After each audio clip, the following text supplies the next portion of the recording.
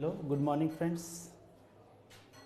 Today we will discuss the new topic, poverty and unemployment in India. Both are the very interesting topic and very relevant topic for the UPSC and BPSC examinations. That's why you will try to absorb very meticulously. First of all, we have to discuss the poverty, and the second is unemployment in the context of India, in the context of Indian economy. There are much more difference between these two concepts, poverty and unemployment. Both are the different concept, but the causes are approximately same. The solutions are approximately same, but they are the different concepts. First of all, let us see the poverty. What is poverty? Poverty is a socio-economic phenomenon. Means it is related to the society and it shows the economic situation of the society.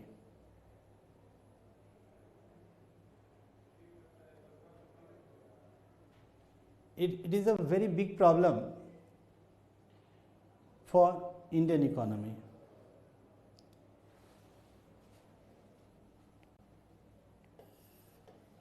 Its concept and content varies from country to country. Means we cannot define it into only one definition. Its definition differs from country to country. For the Indian economy,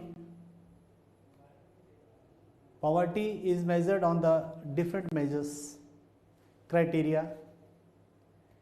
In a developed economy, in America, in Europe, in Japan, Germany, the criteria is different. So we cannot define it into a one particular definition. Its concepts and content. What a particular society accepts as a reasonable good living standard of its people. Content varies from country to country depending on what a particular society accepts as a reasonable good living standard. The basic definition of poverty is that the conditions in which we are or a person is unable to fulfill the basic needs. What are the basic needs? Food, clothes and housing. Mainly these are the basic needs. The person who are getting are not poor. Who are not getting are poor, and the person who are getting are not the poor. This is general definition of poverty. सामान्य तौर पर हम poverty को ऐसे मानते हैं, रोटी कपड़ा मकान मिल रहा है, पॉवर्टी की सिचुएशन नहीं है, नहीं मिल रहा है, पॉवर्टी की सिचुएशन है. But as we have discussed, it varies from country to country. That's why it is not a particular definition. In California, USA, not be surprising if a family owning less than 2 cars may be dubbed as poor. When we study the poverty of California and USA, the criteria standard is different. On different basis we measure poverty. But in India, poverty line is drawn on the basis of barest minimum desirable nutritional standard of calorie intake. This contradiction to define poverty. Contradiction means, on the one hand, in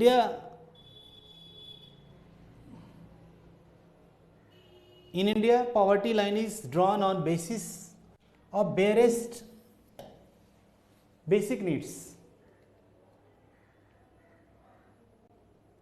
Hardly basic needs or nutritional standard of calorie intake. It means we have not adopted the general parameter food, cloth and shelter, हमने उसको भी नहीं अपनाया. India में इस definition को भी हमने नहीं लिया.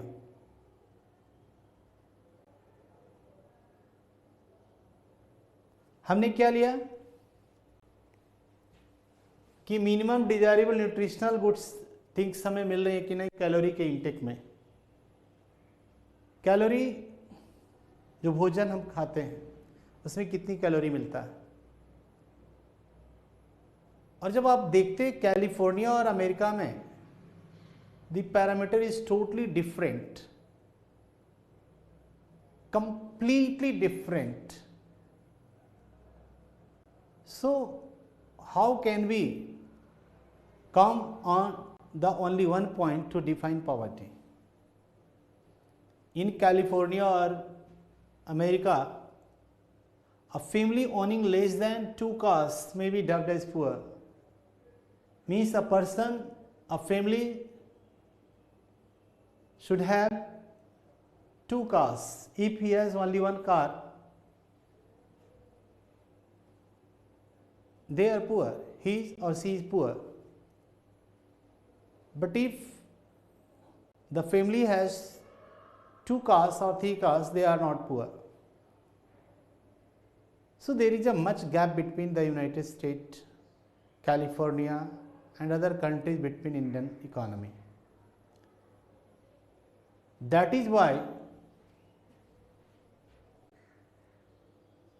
we cannot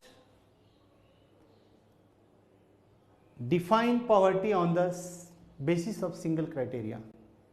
There are different countries have adopted different criteria to determine poverty. Now the Planning Commission appointed an expert group under chairmanship of D.T. Lakrawala.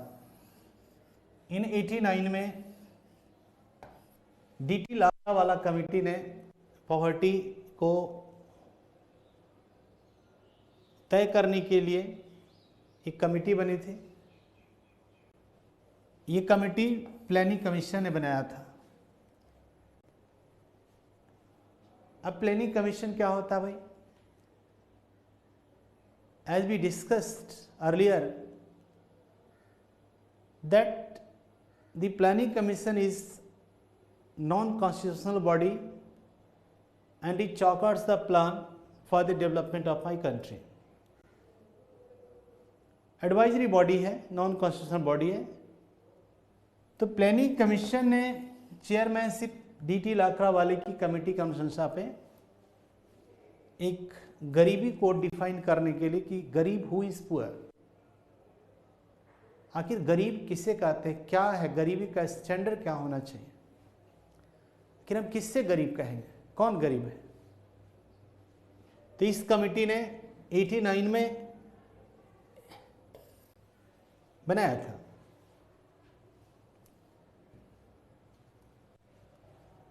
इसमें पॉवर्टी लाइन को worked on basis of minimum calorie intake. तो ना रोटी सिर्फ बनाया, ना कपड़ा, ना मकान की बात है इसमें, नहीं कार की बात है, नहीं कुछ और अन्य चीज की बात है, सिर्फ और सिर्फ न्यूट्रिशन के ऊपर में बात कही गई है। तो इसमें 2400 कैलोरी पर person per day for rural people and 21 calorie per day per person in rural areas, urban areas. As we know that in rural areas physical work is required, particularly in agriculture, and in urban areas 2400 calorie has been fixed. Whoever, मतलब जिन्हें मिल रहा हो, they are APL, वो APL हैं, and whoever not getting, they are BPL. यही measurement है। तो India में 2400 कैलोरी जिन्हें मिल रहा है वो क्या है? वो BPL नहीं है, APL है। जिन्हें नहीं मिल रहा है वो BPL है। यही स्टैंडर्ड है, तय किया गया। Let us see causes of poverty.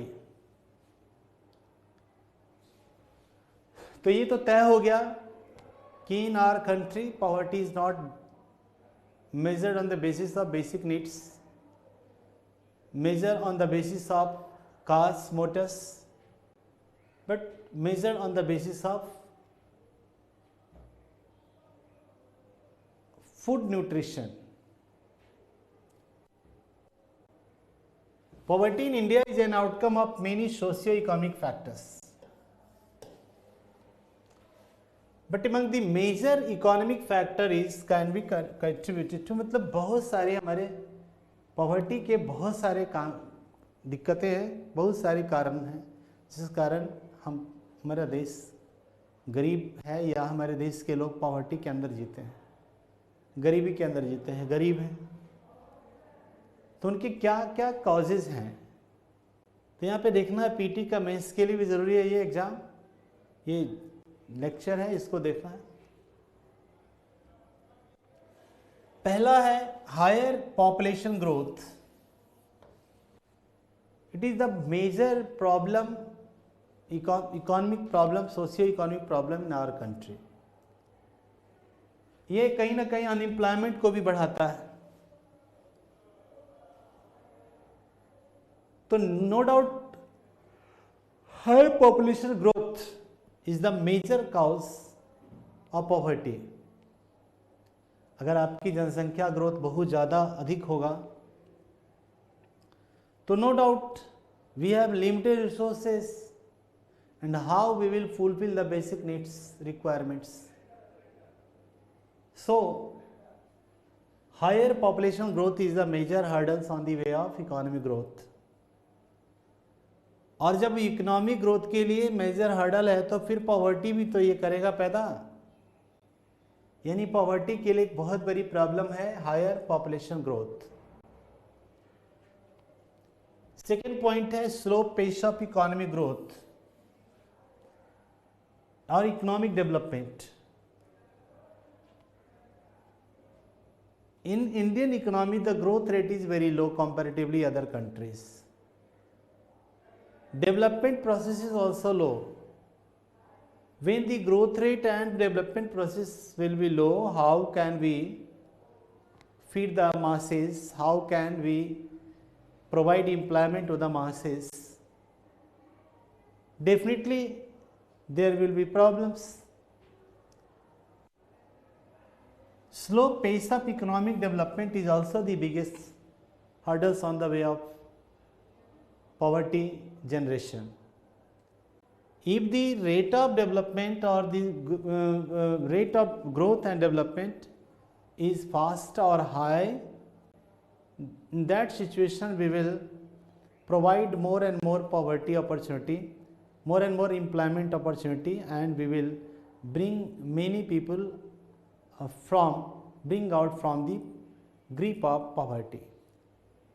So this is the major cause. Due to the slow economic growth, we are not capable of eliminating or reducing the poverty.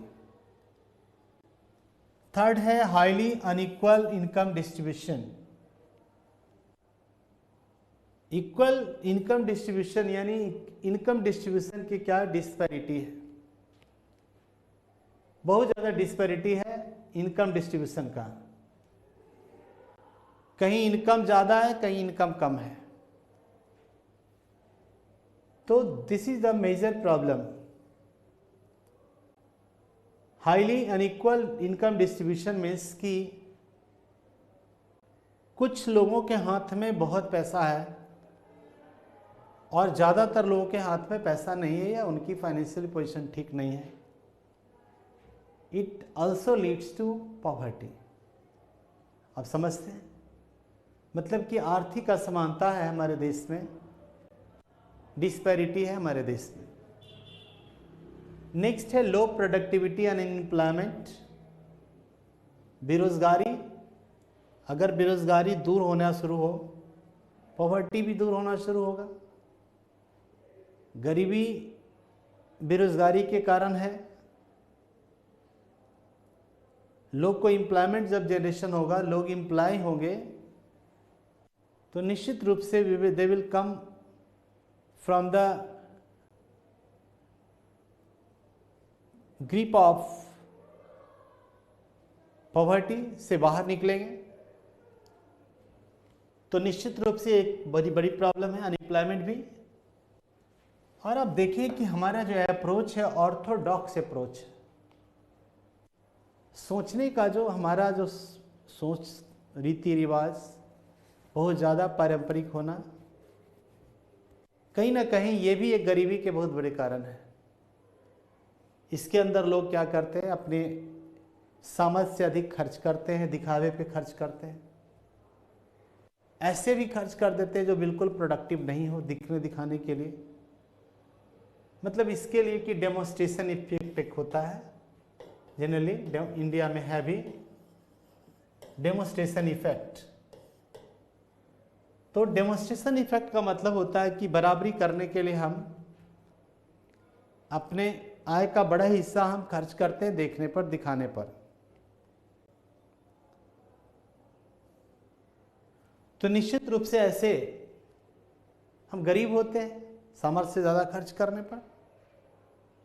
We will have to face poverty in the coming days.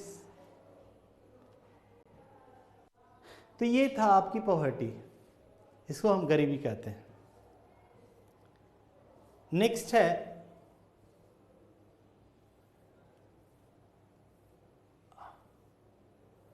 Unemployment. What is unemployment? बेरोजगारी क्या होता है, इसके concept को समझिएगा.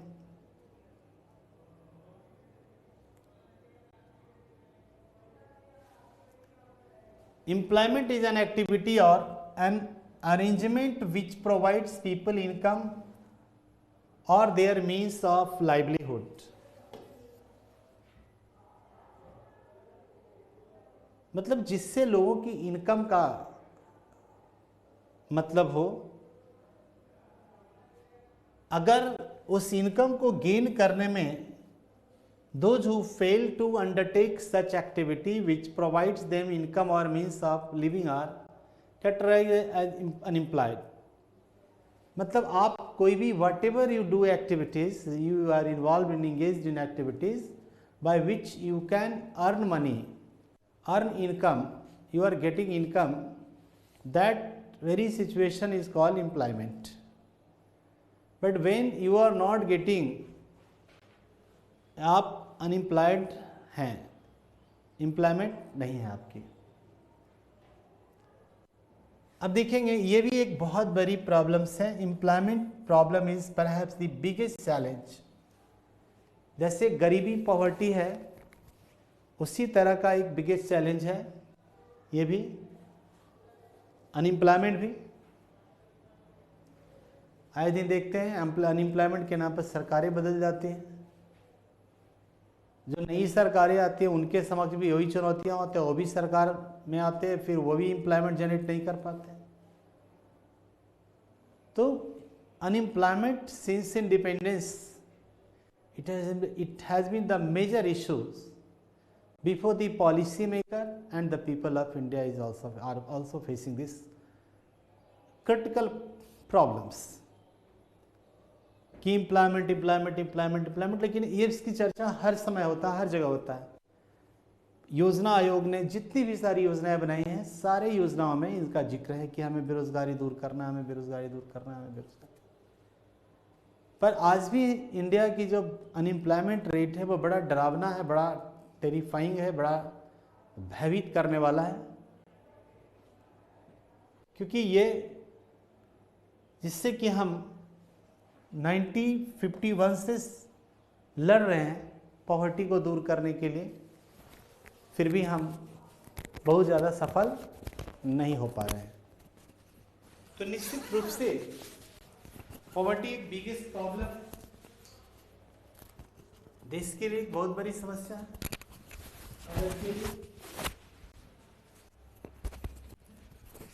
अब देखेंगे कि मैंने ये भी बताया कि हर पंचवर्षीय योजना में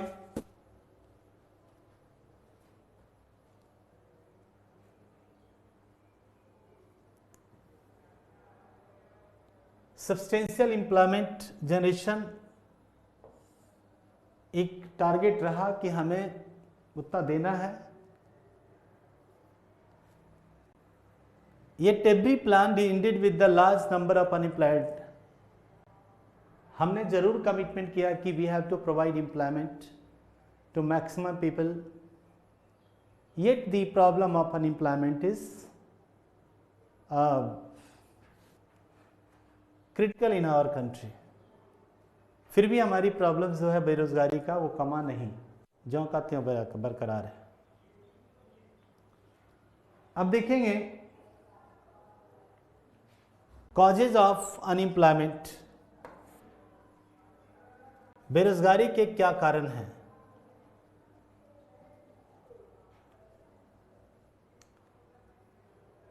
कई सारे कारण हैं इनके भी। Lack of balance between population growth and rate of development, लगभग सेम प्रॉब्लम यहां पर भी आप देख रहे हैं। पॉवर्टी में भी यही प्रॉब्लम देखें कि हमारा जो इकोनॉमिक ग्रोथ है वो मिसमैच कर रहा है देश की economic growth and growth of population के बीच में। There is no coordination. The growth rate of population is larger than the growth rate of GDP or economic growth. That's why the problem of poverty persists in our country. Second is slow growth of industrial sector. Since independence we have stressed much more for the industrial growth development, yet the economic growth or industrial growth of our country is not admirable, in admirable condition. There are many reasons of the backwardness of industries we will discuss in the next part, but this is the reality that our growth in agriculture and industrial development sector is very slow.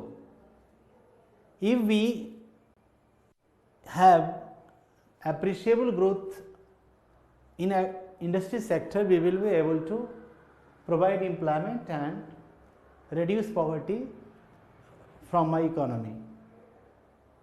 Third point is inappropriate technology. No doubt our technology is very backward, very obsolete technology. With obsolete technology we are exploring the Indian economy, we are producing the Indian economy.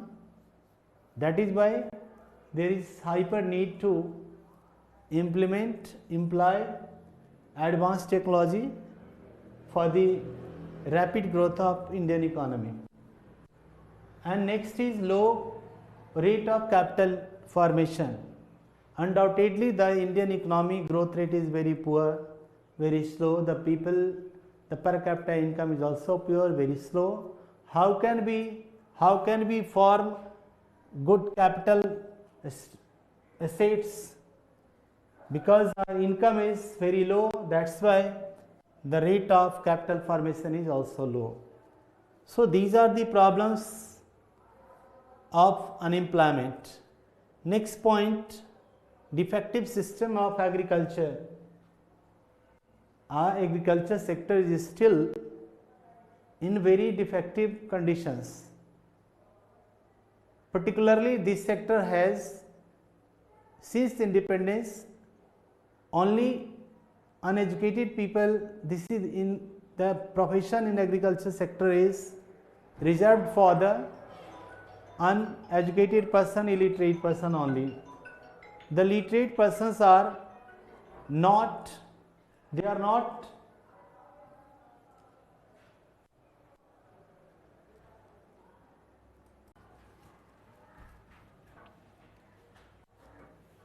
so these are the causes of unemployment. There is imbalances between the growth rate and the rapid growth of population. The population growth rate is many times higher than that of the growth rate of the economy. That's why people are compelled to live under the BPL, below the poverty line. Slow growth of industrial sector, it is also in a very dire situation. The growth rate in industry is very slow, and it leads to poverty also, unemployment also. It is not able to create more and more employment. That's why the people are compelled to live poor life. Low rate of capital formation, so undoubtedly the growth rate will be low. Undoubtedly the rate of capital formation will be also low. If the rate of economic growth will be higher, the capital formation will be also higher. That's why overall we can say that the root cause is the slow rate of economic growth. For any economy, economic growth or GDP growth rate is the chief driver by which we can transform the overall economy. We can reduce unemployment, create employment, we can reduce poverty, and all the good indices will go up if we are able to increase the gross domestic product. Next, a defective system of agriculture. As we know that still we are employing the obsolete technology in our agriculture sector.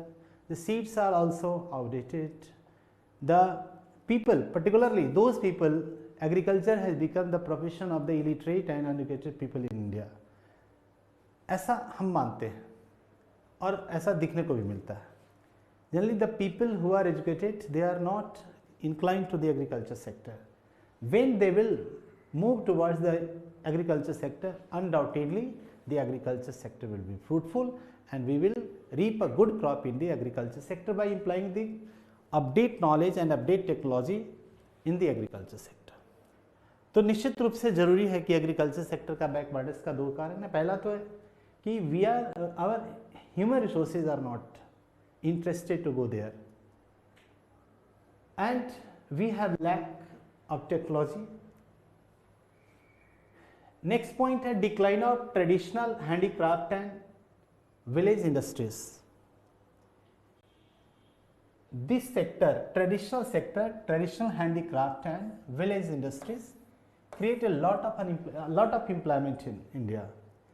In Banaras, Varanasi, for the weaver, it was a very fruitful, very beneficial profession, but time to time it has become very weak, and the traditional handicraft in agriculture industry or in village industries has become defunct. Next है decline in the size of land holdings. Day by day the land holdings is reducing. So it is difficult to employ the advanced technology in the agriculture sector.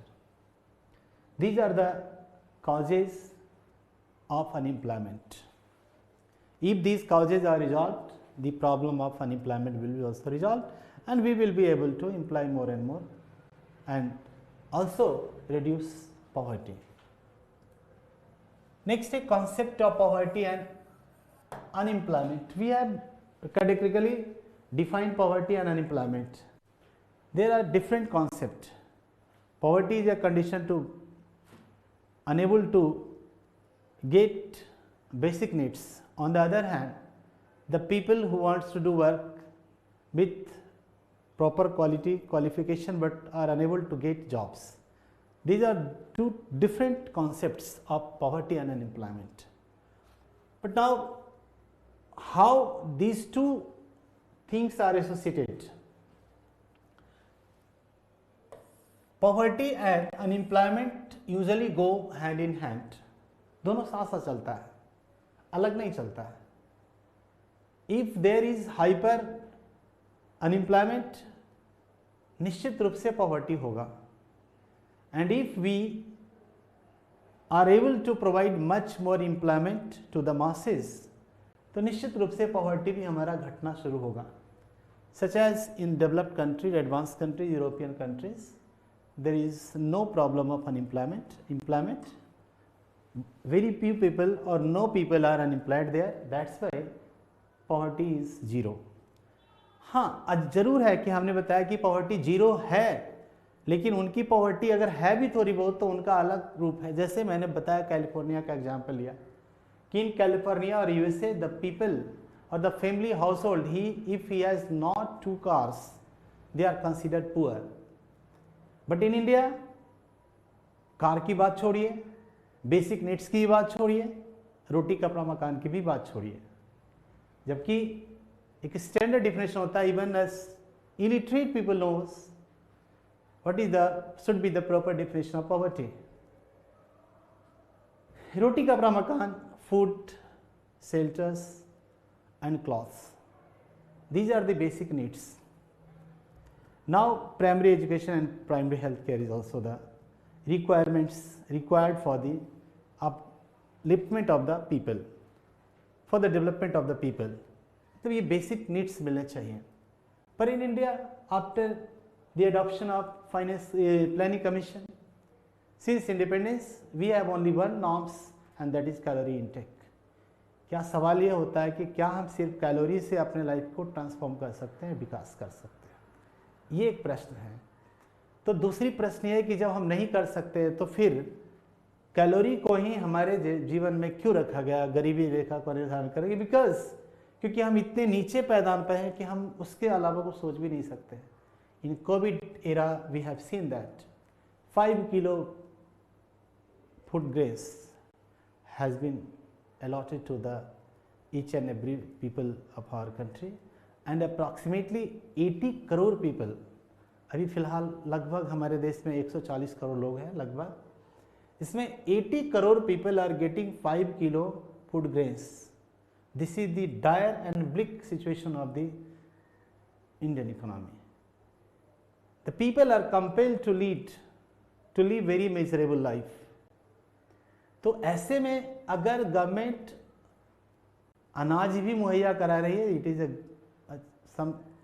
To some extent it is a achievement, क्योंकि हम इतने निचले पैदान पे हैं कि we can not arrange clothes and हाँ, ज़रूर हम उसमें प्रयास तो कर रहे हैं, हमारे देश में प्रयास किए जा रहे हैं कि वी शुड मैनेज, बिल्डिंग्स भी बनाए जा रहे हैं, लेकिन फिर भी आज भी हमारे देश में पॉवर्टी को मेजरमेंट करने के लिए हमने घर को शामिल नहीं किया है, हमने क्लास को शामिल नहीं किया है. Still the criteria we have adopted is calorie intake.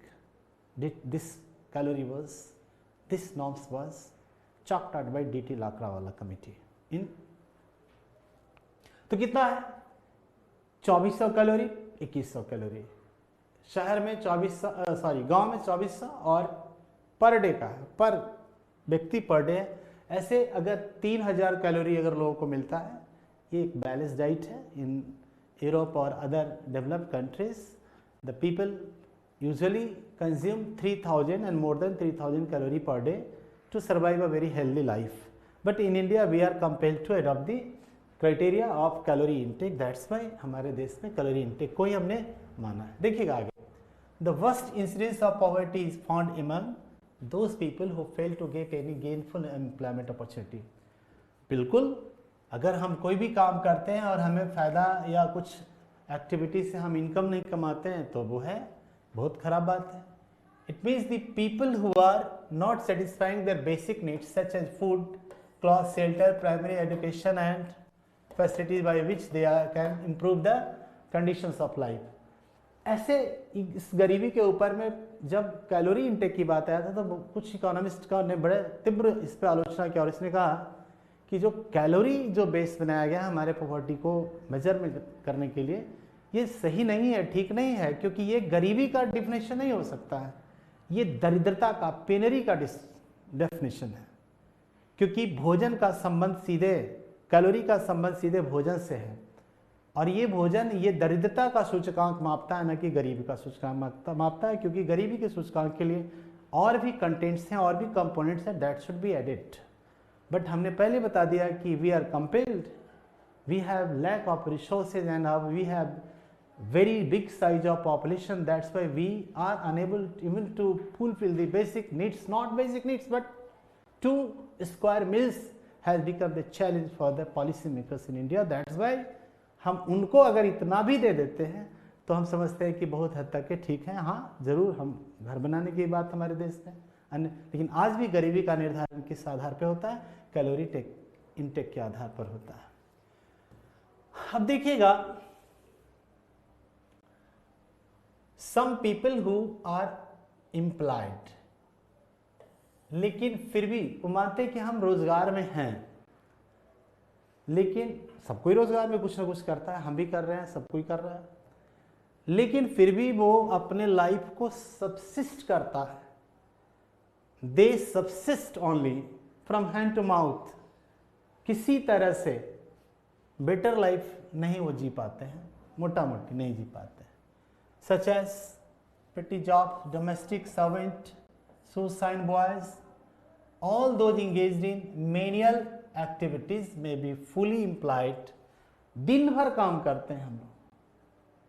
इस तरह के लोग दिन भर काम करते हैं, मतलब कि रोजगार होते हैं, रोजगार में शामिल होते हैं, फिर भी वो एक पुअरेस्ट सेक्शन में गिने जाते हैं. सोसाइटी में उन्हें फिर भी क्या माना जाता है कि एक पुअरेस्ट सेक्शन है. इसलिए आप इसको मेंस में आप या अभी जो बीपीएससी के एसे में जो आ रहा है, इस एसे में you can quote these lines in your essays. जब आए कि भारत के अंदर पॉवर्टी के कारण क्या है या अनएम्प्लॉयमेंट क्या है, तो एम्प्लॉयमेंट के बावजूद भी वो अनएम्प्लॉयमेंट नहीं है, क्योंकि they are not get fruitful outputs by employing themself in whole day. अब देखिएगा, अब all employed persons may not essentially be poor, लेकिन हम ये भी नहीं कर सकते कि सारे अनएम्प्लॉयड पीपल जो है वो पुअर ही है. Some of them have ancestral property. कुछ उनके एंसेस्ट्रल प्रॉपर्टीज हैं. इस तरह के जॉब करने वाले कोई ज़रूरी नहीं है कि बहुत पुअर ही होते हैं, कुछ उनकी प्रॉपर्टी हैं, और to enable them to have higher living standard, मतलब वो ना काम करते, छोटे काम करने के बावजूद वो छोटे भी काम करके और वो एक अच्छी ज़िंदगी जीते हैं, क्योंकि उनकी प्रॉपर्टी एंसेस्ट्रल प्रॉपर्टी है जिससे वो उस साधन को यूज़ करके। But by and large unemployment is the greatest causes that may affect Mankind. लेकिन अब देखेंगे कि अनएम्प्लॉयमेंट जो है एक बहुत बड़ी समस्या है, चुनौती है, कष्ट है, that may affect mankind as it denies the opportunity of better living and creates a sense of frustration or unwantedness among those suffer from the joblessness। मतलब कि अनएम्प्लॉयमेंट एक बहुत बड़ी समस्या है, और जो मैनकाइंड को denies the opportunity of better living and denies means in case of unemployment the people are unable to live a better life, the standard of living is very low, and there is a sense of frustration in the minds of the people who are jobless and who are unemployed। Next देखेंगे अब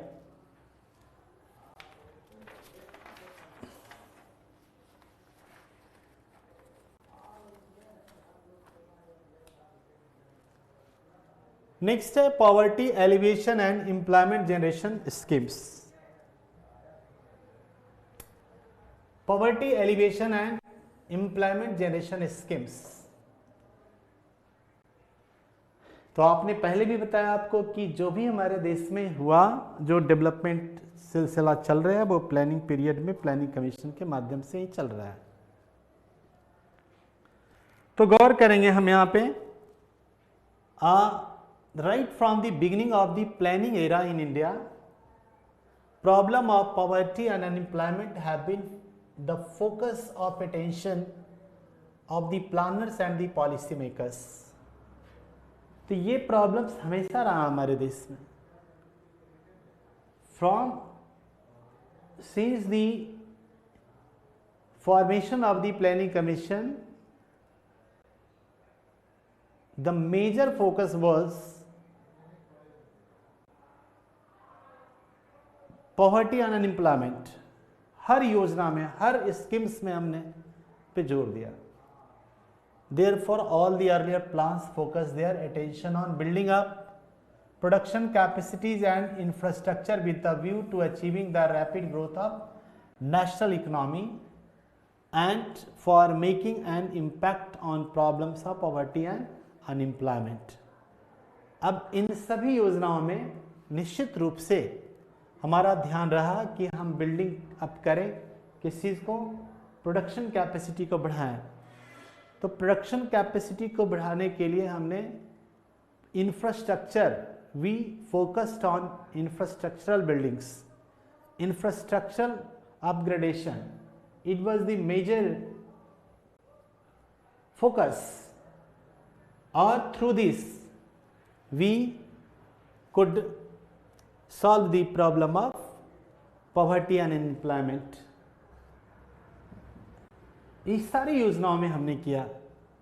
but since the fifth plan, पहली योजना से भी किया हमने। हाँ जरूर, पॉवर्टी जो वर्ड था, लिटरल वर्ड है, इस वर्ड का यूज नहीं हुआ, लेकिन जो भी डेवलपमेंट प्रोसेस हुआ, चाहे वो इंफ्रास्ट्रक्चर की बात है कि we have to build up infrastructures and accelerate the economic growth, production. During these happenings we were also dedicated to provide employment and reduce poverty, but the term poverty was first addressed in, yes, address जो हुआ fifth plan में हुआ, और it has become increasingly seen in the central problems. तो पांचवी योजना में in the fifth plan we have focused on poverty and special attention was given, means कि through the During the plan period, we were also serious and sincere to reduce poverty and provide employment opportunity. But the major focus was not. The major focus was started in the 5th 5-year plan. एक target उस पर डाला गया, and thus in the 5th plan the emphasis on गरीबी हटाओ, जो नारा दिया गया कि गरीबी हटाओ नारा दिया गया, a shift in planning priorities from rapid economic growth with social justice to removal of poverty. Means कि अब हमारी जो प्रायोरिटी थी वो इंडिया के इकोनॉमिक डेवलपमेंट के साथ साथ अब फोकस हुआ कि we have to focus on poverty alleviation, removal of poverty, social justice ताकि अश्योर हो, ये हमारा टारगेट था. The next is anti poverty programmes. अब एंटी पॉवर्टी का मतलब हमने गरीबी से लड़ने के लिए which programmes were started in our country. A number of general as well as specific programs were implemented for improving the living conditions of the poor. We have started many programs raising their productivity, affording them greater employment opportunities. Many more programs were started to tackle with these situations. The first was IRDP. IRDP, Integrated Rural Development Program. It was started in 1980 during the 6th plan, 5-year plan for alleviating poverty and deprivation among the rural masses. IRDP, integrated rural development programme, मतलब इसके नाम में ही है rural है, गांवों के लिए समन्वित ग्रामीण विकास कार्यक्रम, हिंदी में हम लोग कहते हैं इसको. This was started. The main objective of the IRDP was to raise the level of standard of the poorest family by providing employment opportunity. If the employment opportunity is given to the people will definitely upgrade the standard of living. They can live a respectable life. So this IRDP was started in the rural areas. This was the first major programs under the Planning Commission. We have already discussed that in every schemes or programs or Planning Commission, the poverty alleviation was target, but the special emphasis was given in the 5th 5-year plan named Garibi Hatao, and to fulfill this, to realize this popular slogan, the IRDP was started in particularly in rural India. The main objective of IRDP was to raise the level of living poorest family in the rural areas above the poverty line. BPL and APL. BPL and APL. APL means above the poverty line, below the poverty line, and it is the calorie which divide the Indian society into two parts, BPL and APL. Under this line BPL and above this line APL. तो लाना था BPL को APL में लाने का target दिया गया IRDP के माध्यम से. on a lasting basis by giving them income generating assets and access to credit and other inputs under the IRDP. Means in the development process, the bank plays very central roles.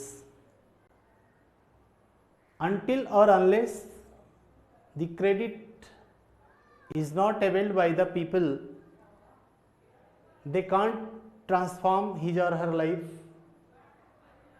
Under this scheme, poor family was given some opportunity to increase income and to get credit from the banks. Poorest are given loans and subsidies to purchase sewing machine, cattle and to install a small business. Means the government was serious to engage the people through the loans and credit and to inspire the people who can engage and start their own startup, by which the poverty can be eliminated and opportunity of employment can be created. The second plan is schemes is TRISEM. The acronym of TRISEM means Training Rural Youth for Self Employment. अपना रोजगार खुद कीजिए, इसके लिए training की व्यवस्था किया गया। स्टार्ट किया गया 79 में।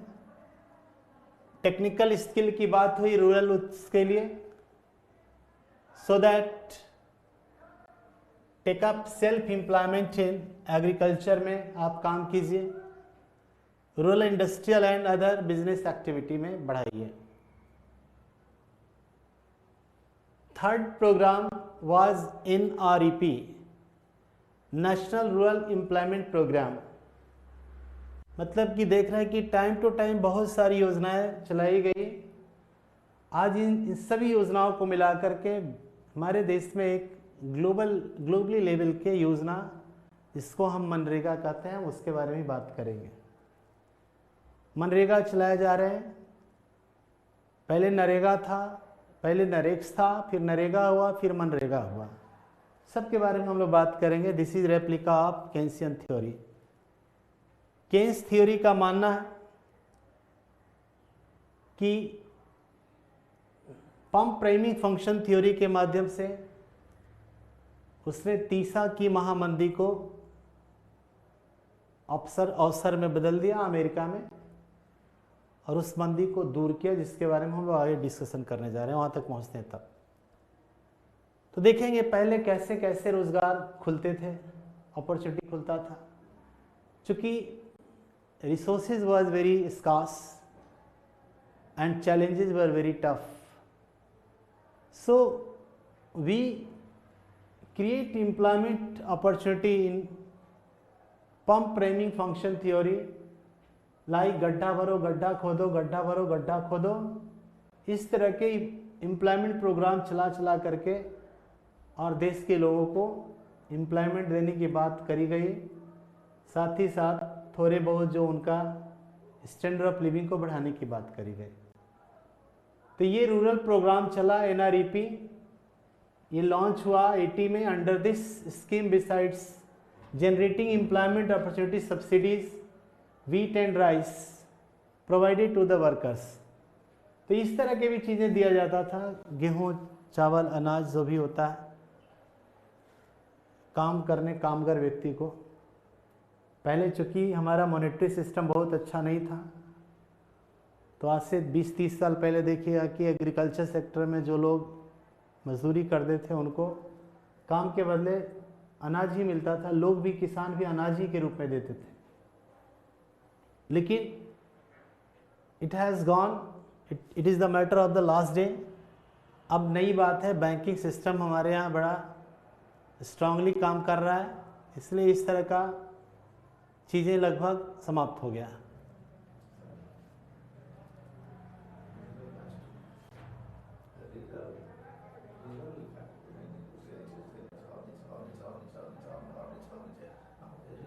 रूरल। हम नेक्स्ट देखेंगे Rural Landless Employment Guarantee Programs, RLEGP. Dear students, you must know the acronyms of these short form. RLGP का फुल फॉर्म क्या होगा, NREP का फुल फॉर्म एग्जाम में पूछा जाता है. अभी हाल में BPSC का एग्जाम आया तो थोड़े से क्वेश्चन का पैटर्न और खासकर कि इकोनॉमी में अगर आपने देखा होगा तो उसे बड़ा थोड़ा स्टाइलिश कर दिया. मतलब कि हर ऑप्शन के बारे में बड़ी डिटेल्स जानकारी रखना होगा. टू दी पॉइंट करने से आपकी पीटी पे दिक्कत होगा.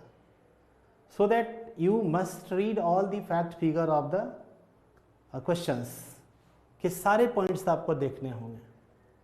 अब आपसे पूछेगा कि एग्जाम में कि इनमें से कौन कौन से प्रोग्राम चलाए गए एम्प्लॉयमेंट जनरेशन के लिए, तो दे देगा RLEGP भी दे देगा, ट्राइशम भी दे देगा, और नीचे दे देगा कि ए में ट्राइसेम, बी में RLEGP, और थर्ड में 2 से अधिक दे देगा, 1 से अधिक देगा, और तीसरा ऑप्शन इनमें से कोई नहीं.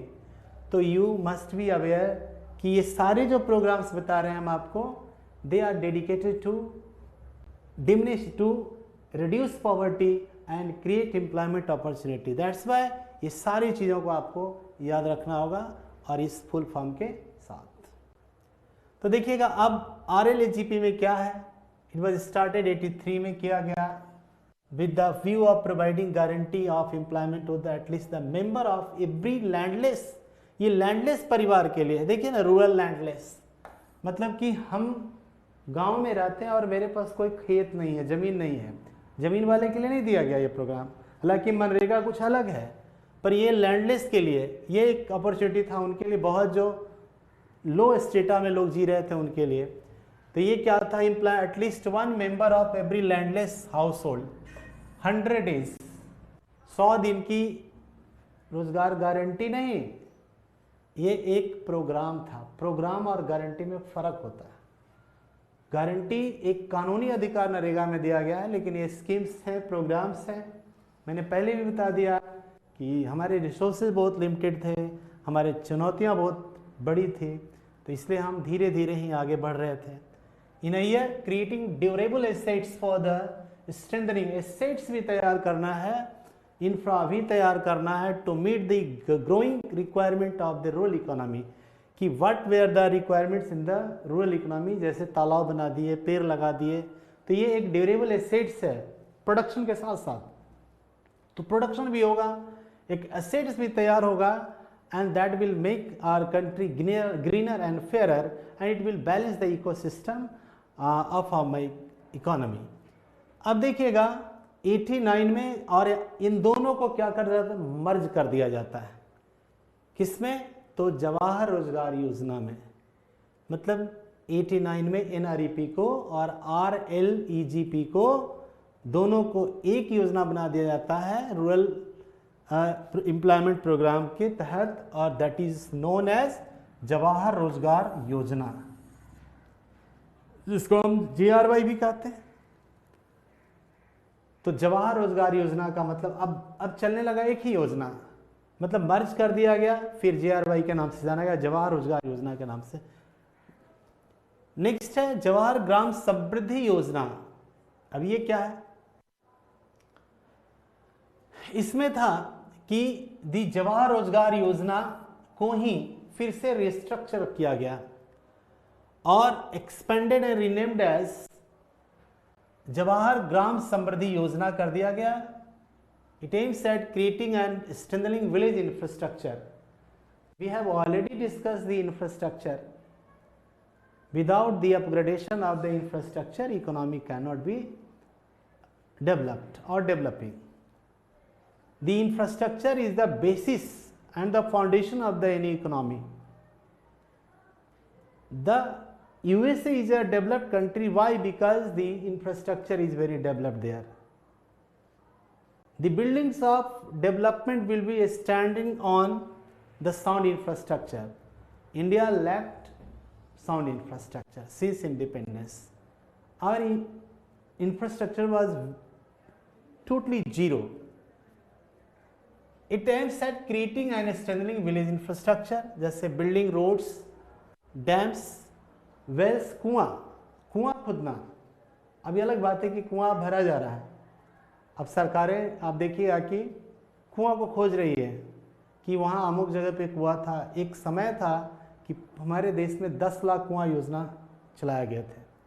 उन कुआं योजना के पीछे 2-3 बड़ा रीजन था। पहला रीजन था कि 10 लाख कुआं खोदने के दौरान हम लाखों हाथ को रोजगार देंगे, एम्प्लॉयमेंट जनरेट करेंगे।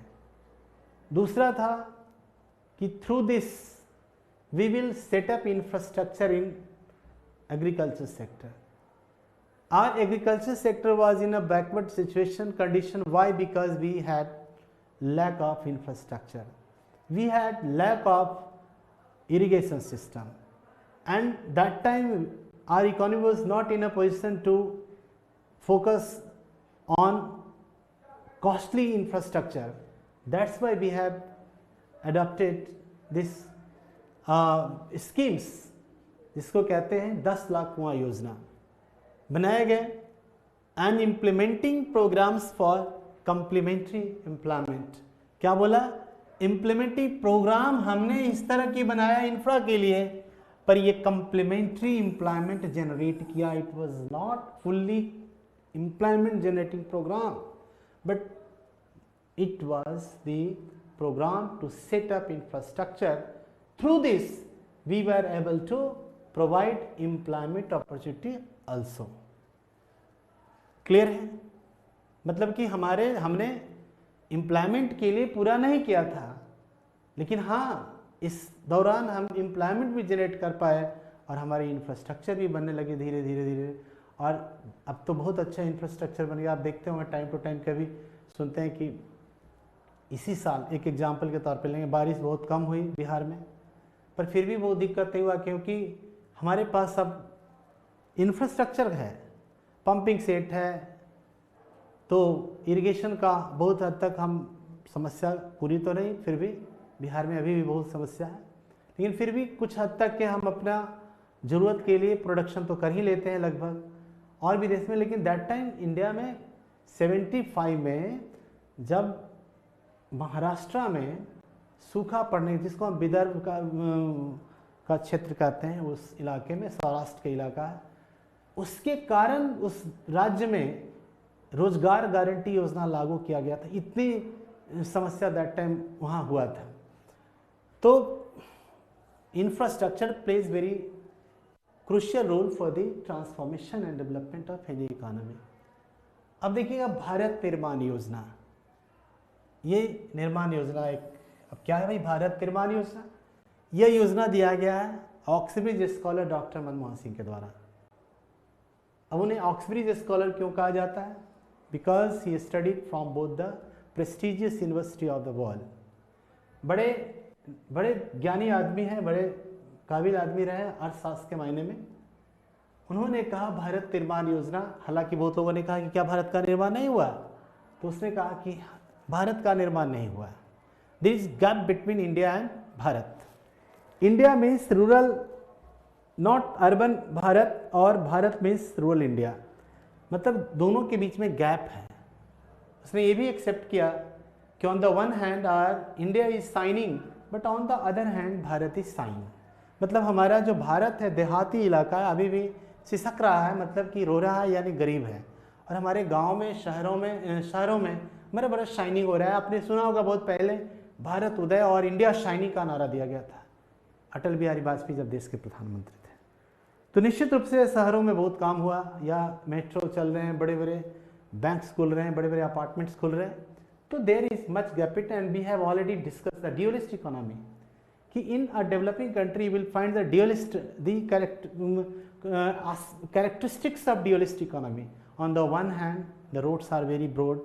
On the one hand, the roads are very zigzag and very rough. कि बैलगाड़ी भी चलते हैं, दोनों चीज़ें हमारे देश में। एक तरफ बहुत अमीर लोग भी हैं, दूसरी तरफ बहुत गरीब लोग भी होते हैं। तो you will see the sharp contrast in the life style of the Indian, because India is a developing country. आप अमेरिका में ऐसा नहीं देखिएगा, ब्रिटेन में ऐसा नहीं देखिएगा। ब्रिटेन में सब अमीर हैं, लेकिन भारत में देखते हैं कोई बैलगाड़ी से चल रहा है, कोई मर्सिडीज से चल रहा है, किसी के बड़ी बड़ी इमारतें हैं तो कोई झोपड़ी में भी रह रहा है, किसी के डीप पॉकेटेड लोग हैं तो कोई बहुत गरीब लोग हैं, मुश्किल से जीते हैं। बड़े एडवांस बैंक हैं, HSBC हैं, SBI हैं, वगैरह वगैरह बैंक्स हैं, बड़े बड़े एडवांस्ड फाइनेंशियल मैनेजमेंट मैनेजर्स हैं। तो दूसरी तरफ गाँव में अभी भी हमारा महाजन और मनी लेंडर के हाथ में लोग किसान काम करता है। This very things are not found in the developed countries.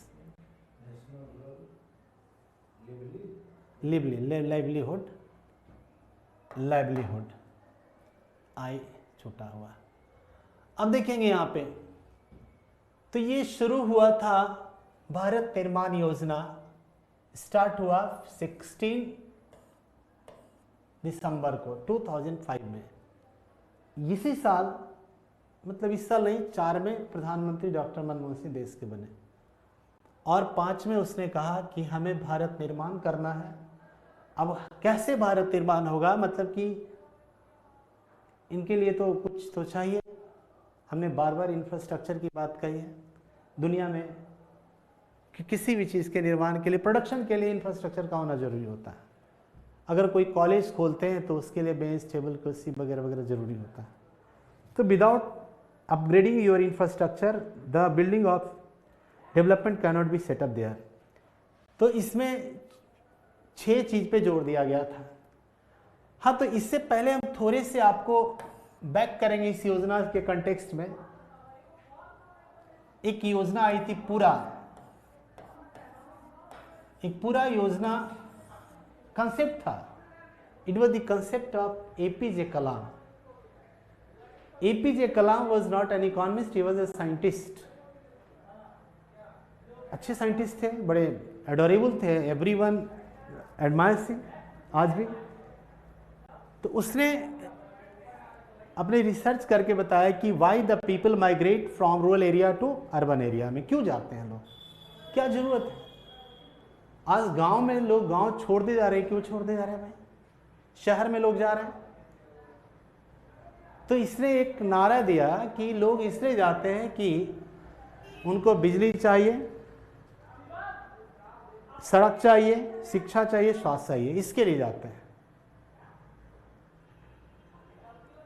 तो इसने कहा कि पूरा एक उसने फुल फॉर्म बना के दिया, एक एक्रोनाइम बना करके दिया। पूरा means providing urban amenities in rural areas, providing urban amenities in rural areas. यानी हम शहरों, गांव में शहरी सुविधाएं प्रदान अगर कर दें, अगर गांव के लोगों को शहरी चीज़ें मिलना शुरू हो जाए तो उनकी टेंडेंसी जो माइग्रेट करने का है वो उसमें कमी आएगी और गैप भी, जो रूरल अर्बन का गैप है वो भी पाटा जाएगा, क्योंकि प्रोडक्शन तो गांव में भी होता है, एग्रीकल्चर सेक्टर में गांव में ही होता है। तो इसी को ध्यान में रखते हुए हमारे देश में यह योजना लागू किया गया, भारत निर्माण योजना। इसमें इरिगेशन 6 कंटेंट्स हैं, रोड्स, हाउसिंग, वाटर सप्लाई, पीने वाला पानी, इलेक्ट्रिफिकेशन और रूरल कम्युनिकेशन, ये दिया गया। इनसे पहले भी रूरल कम्युनिकेशन की बात कही गई थी। प्रधानमंत्री ग्राम सड़क योजना, इनकी पिछली सरकार अटल बिहारी वाजपेयी के ज़माने में, लेकिन तब वो बहुत सड़कें इसलिए नहीं बनी थी कि बहुत सारे कंडीशंस रखे गए थे। अब जानते हैं कि हमारे देश में बहुत सारे इरेगुलरिटीज होते हैं मोटे तौर पे। तो योजना बहुत अच्छी थी गांव को जोड़ने की, लेकिन बहुत ज़्यादा सफल वो नहीं रही। बाद में फिर उस पर काम हुआ फिर। तो इरिगेशन के साथ रोड्स, हाउसिंग, वाटर सप्लाई, पीने का पानी, इलेक्ट्रिफिकेशन, विद्युतीकरण और रूरल कम्युनिकेशन, मतलब कि गांव तक आवागमन की सुविधाएं डेवलप करना, ये 6 कंटेंट्स थे। इस पे बड़े सवाल आए थे कई बार IAS, UPSC, BPSC में कि भारत निर्माण के अंदर इनमें से कौन कौन सी योजनाएं हैं और कितने सारे इसके कंपोनेंट्स हैं। तो ये आपके लिए ज़रूरी है अभी भी। अब आगे बढ़ते हैं। हालांकि योजनाएं चल नहीं रही आज के डेट में, इनके जगह पे दूसरी योजनाएं, सारी योजनाओं को अब मनरेगा में जोड़ दिया गया है। नेक्स्ट है नेशनल रूरल लाइवलीहुड मिशन, जिसको कि आजीविका योजना कहते हैं। क्या कहते हैं? आजीविका मिशन। लाइवलीहुड समझ रहे हैं? आजीविका। इसको शुरू किया गया 2011 में बांसवाड़ा डिस्ट्रिक्ट राजस्थान में, with the aim to eliminate poverty in rural areas. Its objective was to eliminate poverty. अब आया जो सबसे वर्ल्ड क्लास स्कीम्स हैं, प्लान्स हैं हमारे देश में, जो एक हमें कानूनी अधिकार देता है, लीगली तौर पे it provides us right and entitlement to get employment under the मनरेगा, मतलब Mahatma Gandhi national rural employment guarantee act. फिलहाल अभी एस है, मनरेक्स है। अब पूरी इनके प्रोसेस हैं, कैसे कैसे चेंज हुए हैं।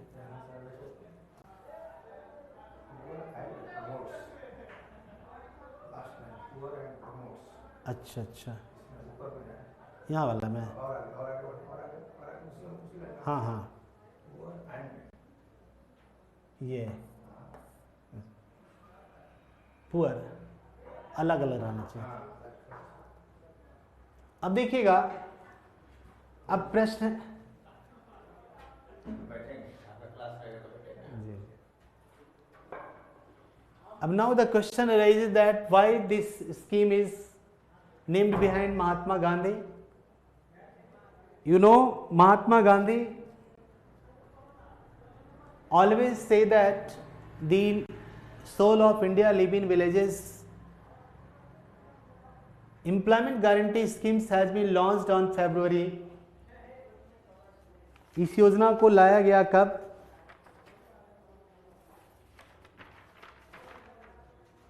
फरवरी महीने में। तो national rural employment guarantee scheme has been launched on February 2006।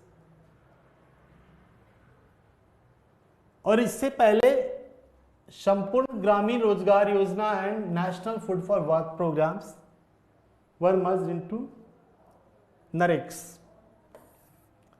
तो पहले क्या था ये? नरेक्स मतलब स्कीम था। ये 200 डिस्ट्रिक्ट में चलाए गए। इन द इनिशियल शुरुआत में 200 डिस्ट्रिक्ट में चलाए गए। NREGA is implemented by the ministry of rural development which directly touches life of the poor and promotes inclusive growth। अब ये टारगेट दिया गया, ये गांव में चलाए गए, इसको मिनिस्ट्री ऑफ रूरल डेवलपमेंट ने शुरू किया और ये गरीबों के लिए ये योजनाएं बनी कि जो लोग गरीब हैं, पुअर हैं, उनको प्रमोट करने के लिए, इंक्लूसिव ग्रोथ के लिए there are following guidelines under NREGS. और इसमें कई सारे गाइडलाइंस भी दिए गए नरेक्स में। हम उनकी बात कर लें, क्या गाइडलाइंस थे। तो there are following guidelines to provide 100 days of guaranteed wage employment, 100 दिन की रोजगार guarantee. Adult member of every household to do unskilled manual work, मतलब वो मैनुअल वर्क करेगा, 100 दिन की रोजगार गारंटी, काम कर सकता है, फिजिकल वर्क करेगा वो, manual work. If an applicant does not get employment within 15 days will be entitled to a daily employment allowance, unemployment allowance। अगर एप्लीकेंट्स को एम्प्लॉयमेंट 15 दिन में नहीं मिलता है तो उसे बेरोजगारी भत्ता मिलेगा। क्या मिलेगा? डेली अनएम्प्लॉयमेंट अलाउंसेस मिलेगा, बेरोजगारी भत्ता मिलेगा। ठीक है, बेरोजगारी भत्ता का मतलब समझ रहे हैं? बिना काम किए पैसा मिलेगा पेंशन के रूप में। अच्छी इनिशिएटिव्स है। The wage rate is fixed by the central government। तय कौन करेगा? सेंट्रल गवर्नमेंट तय करेगा।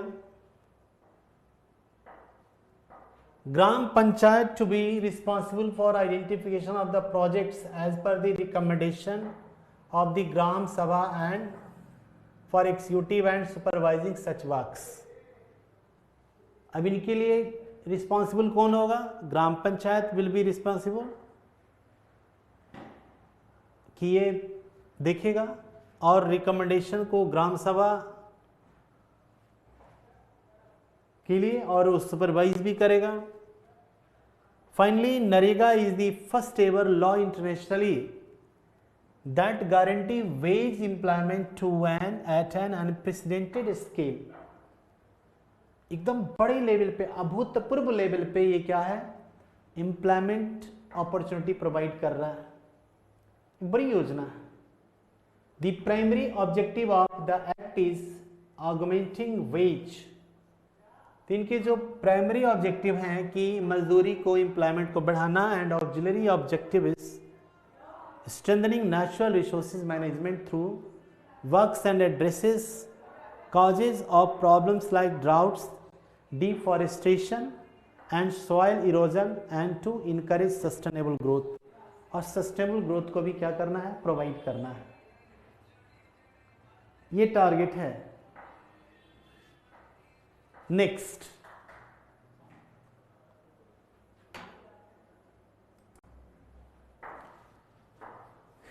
इज अंत्योदय अन्न योजना। It was launched in December 2000 में लागू किया गया 1 करोड़ फैमिली के लिए। इनिशियली इसे 1 करोड़ पुअरेस्ट फैमिली के लिए लागू किया गया था, the people who was BPL within the states, and providing then food grains at highly subsidized rate 2 per kg rupees and 3 पर kg 2 रुपये पर व्हीट और 3 रुपये पर राइस। ये अंत्योदय अन्न योजना पे किया गया था। द नेक्स्ट इज संगम योजना फॉर हैंडीकैप्ड। ये किसके लिए है? हैंडीकैप्ड के लिए है। Under the social welfare, handicapped who are living in the rural areas organized in group, तो उनके लिए किया गया था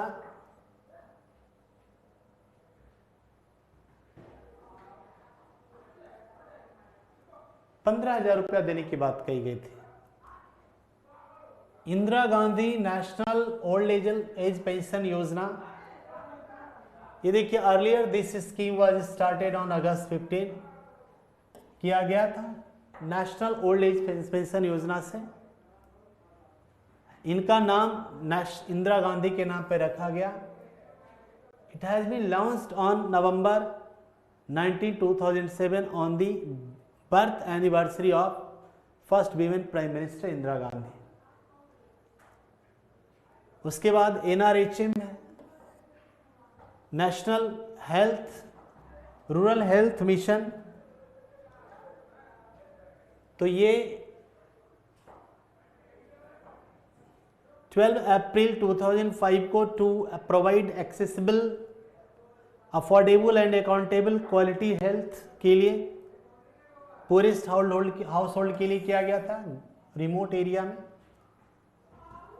नेक्स्ट है सर्व शिक्षा अभियान। यह एक फ्लैगशिप प्रोग्राम्स है, ये इंप्लीमेंट हुआ पूरे देश में, और इसकी बड़ा रेलिवेंट स्कीम्स थे कि सभी को 6 से 14 साल के एज ग्रुप को हमें एलिमेंट्री एजुकेशन प्रोवाइड करने हैं। नेक्स्ट है CAPART. CAPART stands for council for advancement of people's action and rural technology. It was formed on September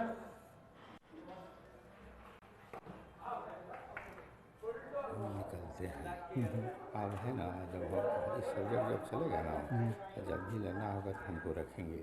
ये सब जो प्रिंट हुआ है ना, हम देख लेंगे, जहाँ आप हमको दे देंगे ना, जहाँ थोड़ा मोड़ा हो रहा है तो उसको हम लोग देख के जहाँ वो पेंसिल से दाग रखेंगे, समझ के उसे ठीक कर दिया जाएगा, तो ज़्यादा अच्छा रहेगा। मतलब उसको बताना उचित नहीं लगता है कि उसमें आता होगा, मत समझ रहे हैं ना, तो हमको दे देंगे ना, तो हम देख के ठीक कर थैंक यू। निकल रहे हैं हमको ये मीटिंग हो गई है साउथ माल का इलेक्शन उसके नवंबर है। कहाँ? अच्छा, आज कर्नाटक में एक है मीटिंग, हेड ऑफिस बिहार का। हमको हमको वहाँ जाना है। दूसरा एक आँख का चश्मा वाइफ है, डॉक्टर बना रहे संतोष बहुत पुराना है, बस आज ही से पढ़ने के समय में क्योंकि ये सब सब्जेक्ट जो है ना, हमको भी इंटरेस्ट पूरा रहता है। हमको अब एमए की सब बातें याद आने लगी, जैसे सब देखे ना IITB में हम लोग बहुत लोग। हाँ सो पहला योजना ऐसा है। तो देखिएगा, promote and assist voluntary action in rural development with focus of injecting new technology, inputs for enhancement of rural prosperity. कपाट x tends assistance to Jawahar Rozgar योजना organization for the beneficiaries of poverty eradicating program, integrated rural development program, development of women and children in rural areas and other related organization. तो thank you.